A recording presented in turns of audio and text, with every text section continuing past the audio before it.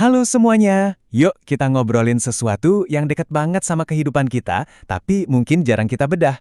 Mobilitas sosial. Siap buat ikutan perjalanan ini? Langsung aja kita mulai. Pernah nggak sih kalian ngebayangin hidup yang beda? Mungkin, wah enak kali ya kalau kerja di sana, atau coba aja gue bisa dapet posisi yang lebih tinggi. Kayaknya kita semua pernah kan? Nah, dorongan buat berubah ini tuh alami banget. Dan ternyata, impian buat bergerak, buat pindah posisi dalam hidup itu, ada namanya loh, namanya mobilitas sosial. Nah, konsep inilah yang bakal kita kulik bareng-bareng. Oke, sekarang kita coba pahami lebih dalam. Anggap aja kita mau jalan-jalan, kan butuh peta ya? Nah, kita mulai dari definisi dasarnya dulu, biar nggak nyasar.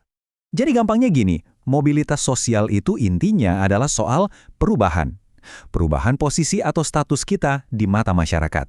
Ini bukan soal kita diam di tempat, tapi soal pergerakan kita, entah sebagai individu atau bahkan sebagai sebuah kelompok. Yang seru, ternyata pergerakan ini nggak selalu artinya naik loh. Ada beberapa arah yang bisa kita ambil dalam perjalanan mobilitas sosial ini. Yuk kita lihat ada jalur apa aja. Oke, jadi pada dasarnya ada dua jalur utama nih. Yang pertama, vertikal. Ini yang paling sering kita bayangin ya kan? Naik, atau bahkan turun kelas sosial. Yang kedua, ada yang namanya jalur horizontal. Kita pindah, kita gerak, tapi level atau status kita bisa dibilang ya segitu-gitu aja. Biar lebih kebayang, kita bahas satu-satu ya. Coba deh, bayangin ada sebuah tangga sosial. Nah, mobilitas vertikal itu persis kayak kita naik tangga itu. Dapat promosi, bisnis makin sukses. Atau ya sebaliknya, bisa juga kita kepleset dan turun beberapa anak tangga. Pokoknya gerakannya itu ke atas atau ke bawah. Tentu aja, yang paling diharapkan itu ya gerakan naik. Seseorang mulai dari satu titik, terus dengan usaha, pendidikan, atau mungkin keberuntungan, dia berhasil mencapai status sosial yang lebih tinggi. Contoh paling klasiknya gini nih, seorang guru yang karena kinerjanya bagus, akhirnya diangkat jadi kepala sekolah. Ini jelas banget pergerakan vertikal ke atas kan? Jabatannya naik, tanggung jawabnya lebih besar, statusnya pun ikut naik. Oke, terus gimana dengan mobilitas horizontal? Kalau tadi kita ngomongin tangga, sekarang bayangin kita ada di gedung apartemen. Kita nggak naik atau turun lift ke lantai lain, tapi kita cuma pindah unit di lantai yang sama. Pemandangannya beda, tapi ketinggian kita tetap sama.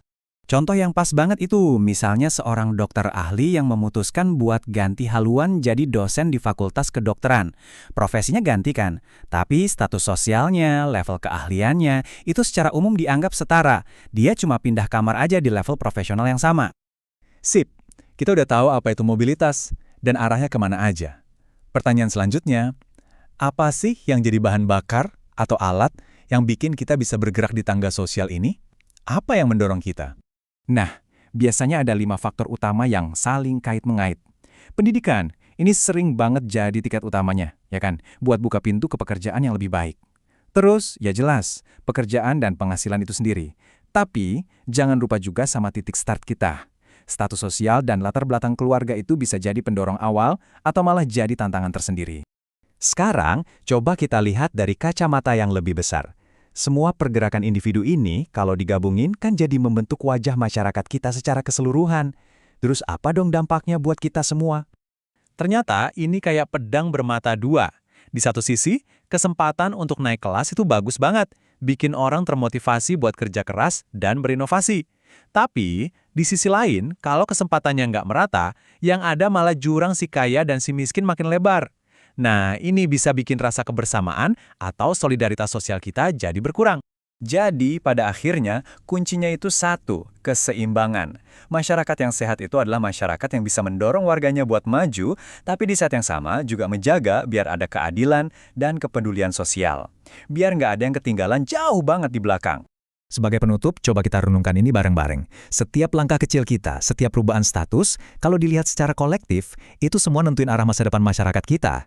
Pertanyaannya adalah, gimana caranya kita bisa mastiin perjalanan ini membawa kita semua ke masa depan yang lebih baik dan lebih adil? Pertanyaan penting buat kita semua. Terima kasih banyak udah menyimak.